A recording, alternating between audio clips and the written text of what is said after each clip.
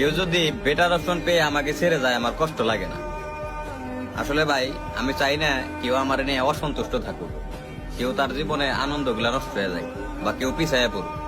আমি চাই মানে আমার জীবনে জড়িয়ে থাকা প্রত্যেকটা মানুষ এগিয়ে যায়। এতে যদি মনে করেন যে ভাই তাগো সারার লিগে মানে এগো ভালো রাখার লিগে আমার দূরে যাইতো, আমি তাই যাবো, সমস্যা নেই।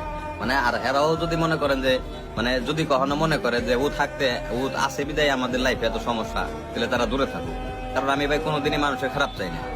আমি চাই প্রত্যেকটা মানুষ ভাই এগিয়ে যায়, মন খুলে বাঁচুক।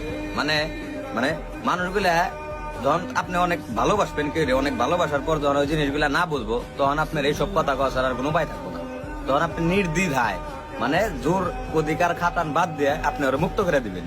যদি মুক্ত করে দেন তাহলে আপনি ভালো থাকবেন। কারণ অনেক করে ভালোবাসার পর যদি কেউ না বুঝে, তাহলে ওরে ভাই জোর করার কিছুই নেই। অনেক ওরে মুক্ত করে দিবেন, এটা বন্ধুই হোক, ভাই বেড়া দিয়ে হোক, গার্লফ্রেন্ডই হোক, মানে ওরা মুক্ত করে দেন। মুক্ত করে দিলে তারপরে যদি ও আসে তাহলে আপনি রিয়াল ভালোবাসে, আর না আসে তাহলে ভাই খাল্লি বাল্লি।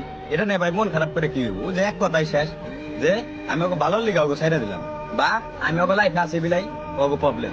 আর আমি চাই না যে আমার জন্য কারো প্রবলেম হয়। আল্লাহ সবাই ভালো রাখুক।